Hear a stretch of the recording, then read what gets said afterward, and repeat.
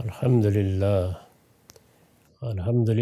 رب العالمین والصلاة والسلام علی محمد الامین۔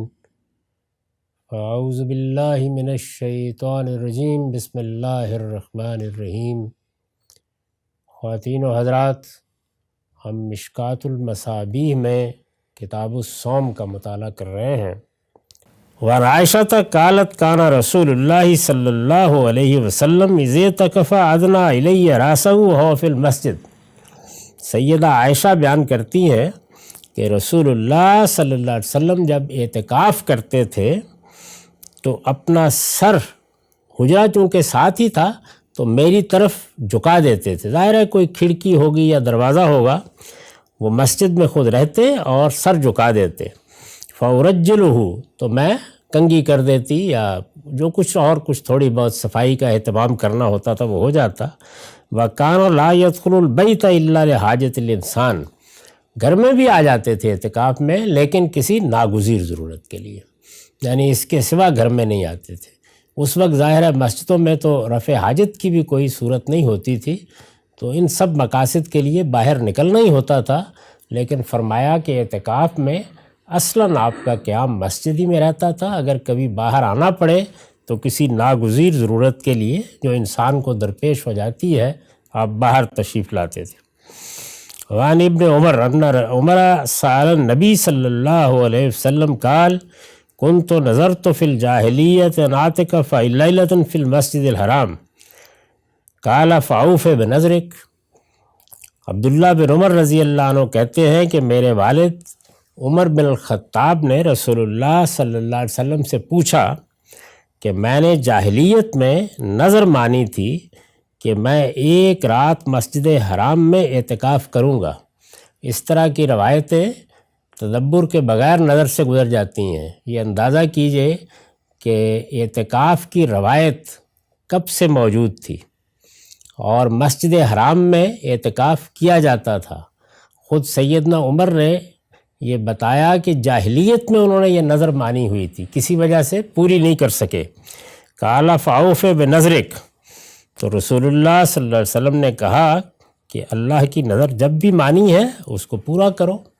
اللہ تعالیٰ کے ساتھ نظر گویا ایک طرح کا وعدہ ہے، اور اللہ اپنے بندوں کے ساتھ وعدوں کی خلاف ورزی نہیں کرتا۔ بندوں کو اپنے پروردگار کے ساتھ کیے گئے وعدوں کی خلاف ورزی نہیں کرنی چاہیے۔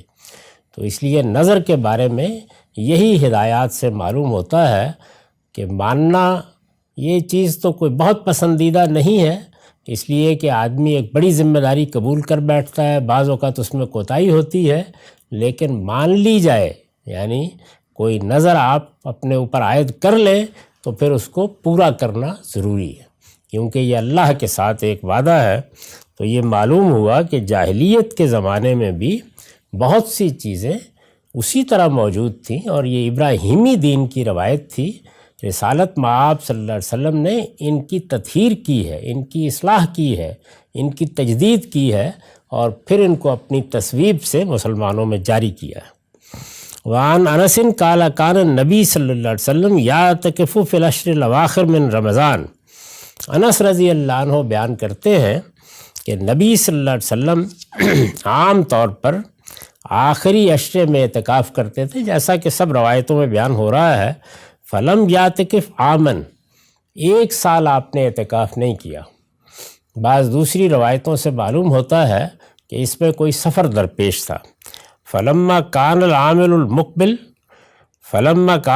المقبل اعتکف 20، پھر جب اگلا سال آیا تو آپ نے 20 دن اعتکاف کیا۔ اس سے پہلے ہم ایک روایت میں دیکھ چکے ہیں کہ قرآن مجید کے لیے بھی آپ نے 20 دن اعتکاف کیا، یعنی آخری سال میں۔ تو یہ بھی ایک واقعہ ہے۔ ظاہر ہے کہ صحابہ کرام کے علم میں جو بات آئی وہ انہوں نے کسی موقع پر بیان کر دی، اور آگے کسی راوی نے اس کو دوسروں تک پہنچا دیا۔ وعن عائشۃ قالت کان رسول اللہ صلی اللہ علیہ وسلم اذا اراد ان یعتکف صلی الفجر ثم دخل فی معتکف۔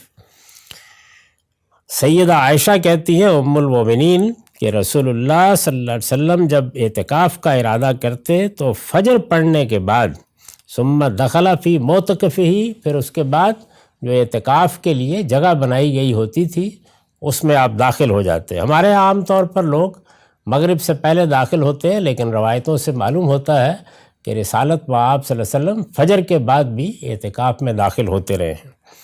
وعنہا قالت کان النبی صلی اللہ علیہ وسلم یعود المریض وهو معتکف۔ سیدہ ہی کا بیان ہے، یعنی سیدہ عائشہ کا، کہ نبی صلی اللہ علیہ وسلم مریضوں کی عیادت کرتے تھے، یعنی جب کہ آپ معتکف ہوتے تھے، لیکن کیسے کرتے تھے؟ فَيَمُرُّ كَمَا هُوَ فَلَا يُعَرِّجُ يَسْأَلُ عَنْ، یعنی چلتے چلتے حال چال پوچھ لیتے تھے، عادت کر لیتے تھے، رکتے نہیں تھے سوال کرتے ہوئے۔ گویا ساری توجہ وہی مسجد کی طرف رہتی تھی، اعتکاف کی طرف رہتی تھی، لیکن اس طرح سے عادت بھی فرما لیتے تھے۔ اس سے یہی معلوم ہوتا ہے کہ کوئی ضروری چیز ہے، اس میں زیادہ وقت نہیں لگایا گیا، آپ نکل ہی نہیں آئے ہیں، یہ معلوم ہو رہا ہے کہ گویا آپ نے اعتکاف ہی ختم کر دیا۔ یہ نہیں ہونا چاہیے، لیکن جو ناگزیر چیزیں ہیں وہ اس طریقے سے کی جا سکتی ہیں۔ ابھی اس باب کی چند روایتیں باقی ہیں، ہمارا وقت ختم ہو گیا۔ وآخر الدعوان الحمدللہ رب العالمین۔